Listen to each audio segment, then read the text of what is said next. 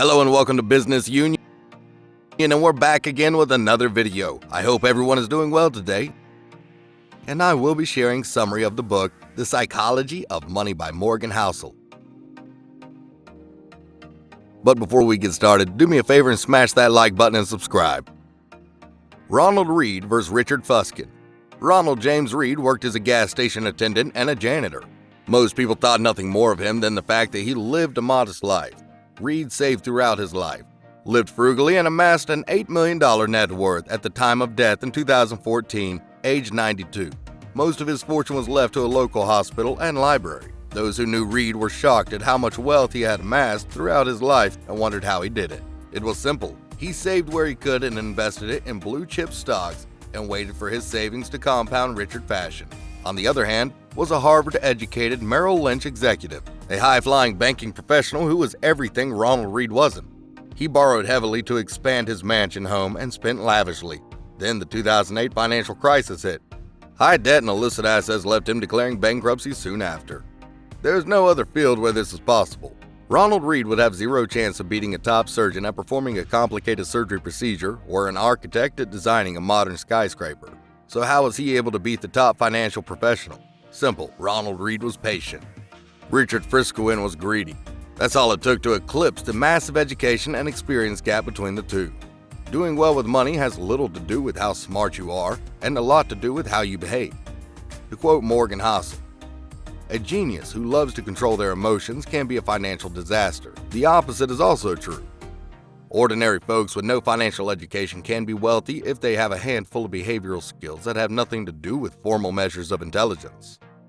There has been plenty of people over history who seemingly had everything but still wanted more. They brought ruin upon themselves because they were greedy and didn't know when to stop. The keeping up with the Joneses mentality is often the main cause of this. Capitalism is good at developing both wealth and envy. The social comparison process is a never-ending pursuit because there is always someone higher up the ladder. The only way to win the comparison game is to not play it in the first place. One of the hardest parts in life is getting the goalpost to stop moving, to understand and accept how much is enough. Risking things such as reputation, freedom, family and friends, love and happiness are never worth the risk, regardless of the potential gain. Wealth is freedom. The highest form of wealth is the ability to wake up each day and be in control of how you spend your time. Quote, "The ability to do what you want when you want, with who you want, for as long as you want is priceless.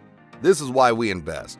The greatest dividend that money gives is the control of our time. The accumulation of assets can give you financial independence, and research has shown that having objective control over your life is one of the most important predictors of long-term happiness." Managing the car paradox next time you see someone driving a supercar, stop and be mindful about what you are thinking as you notice it. People rarely think that the person driving the car is cool and successful. Instead, they think, if I had that car, people would think I'm cool and successful, subconscious or not. This is how humans think. Basically, when people try to signal that they are wealthy, successful, and that people should admire them, what happens is that people ignore the person who owns the object of envy and just focus on the object. Morgan Housel explains that you may think that you want a huge house and luxury possessions, but you don't. You actually want respect and admiration from other people. You think that these items will bring it, but it never does. Humility, kindness, and empathy will bring you more respect than fancy cars and watches ever will. Wealth is what you don't see when you see someone driving, say, a $50,000 car.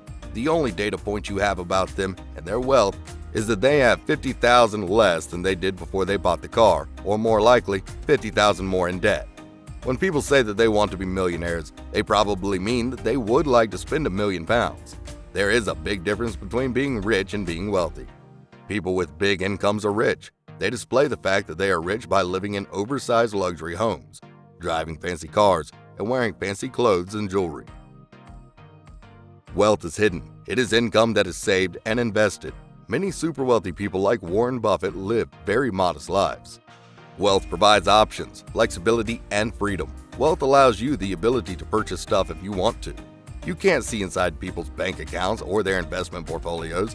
Therefore, we tend to judge people based on their outward appearance. Many of the people that look wealthy are, in fact, a few months away from losing it all. If their income stopped, the only way to develop true wealth is to not spend the money you earn and to invest the difference wisely. Think twice about making judgments. Next time you see someone who lives a modest life, They may well be the next Ronald Reed. Increase your savings rate and invest for the long term. Stay optimistic and be patient, and you too can master the psychology of money. Thanks for tuning in. I'll see you again next time. Don't forget to subscribe.